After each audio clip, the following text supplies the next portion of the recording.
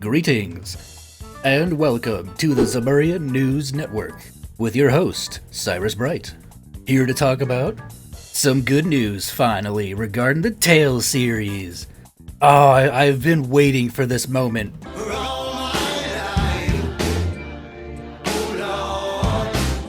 Ever since I did my initial Tales video, giving the terrible news that all those games were being delisted. But it seems that yes, our initial speculation was correct. At least as far as right now, they are remastering Tales of Graces. Oh wait, sorry, it's Graces. Yes, I have no idea where that came from. I think it was just one of those things where I saw the word and I was like, there's no way it's just that simple.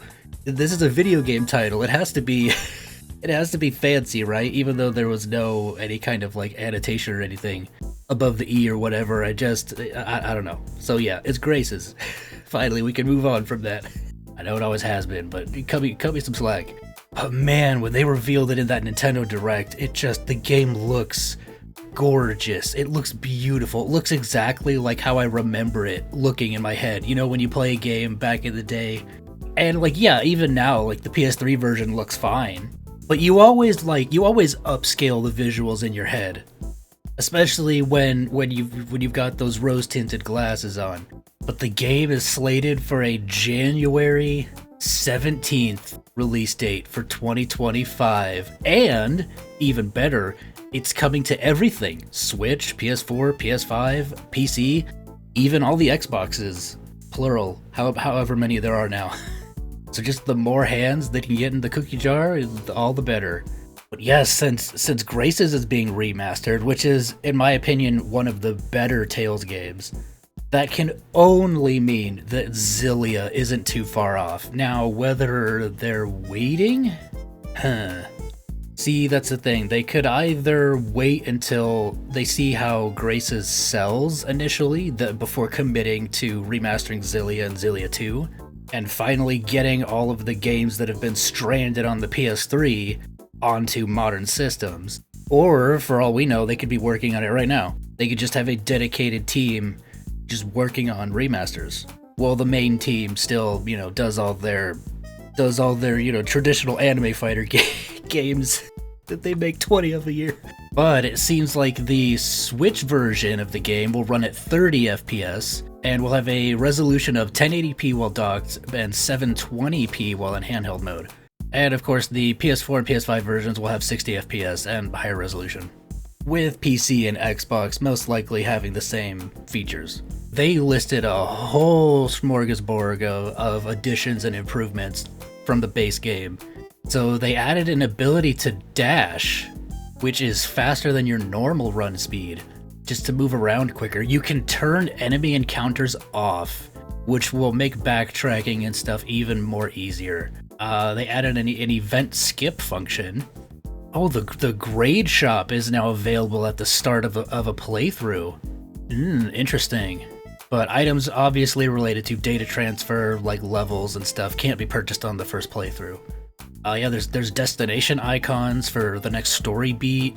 They added a retry function when losing normal battles. Oh, this is a big one. There's now subtitles for the battles, which include post-battle dialogue and the skill voices. This is mostly going to be helpful in terms of having Japanese voices enabled. It is always kind of a downside when you play with Japanese voices, is like battle lines and stuff are like never translated, so you never really know what they're saying.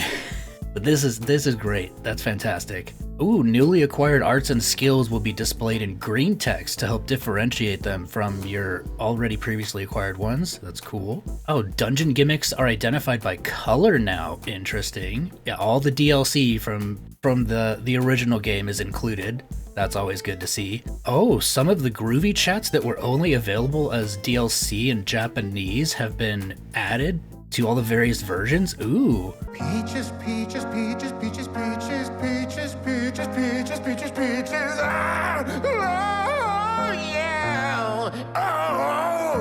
Oh! Some sound effect polishing, volume adjustments, Audio language switching between English and Japanese, nice. Button assignment configuration. Oh, an hourglass icon. Make it easier to spot time-limited events. That's nice. And of course, the online ranking stuff has been removed because they didn't implement it in this version. Yeah, and there's also a new autosave function, which has its own dedicated save slot with 30 regular save slots. That's a lot. A lot of really good quality of life stuff being added to this remaster. That's good. Just all these different enhancements and stuff. Like longtime fans of this game, like me, are gonna be very happy with it. And a whole new generation will get to experience this game. And they'll get to experience firsthand why it's considered one of the best Tales games among the fandom.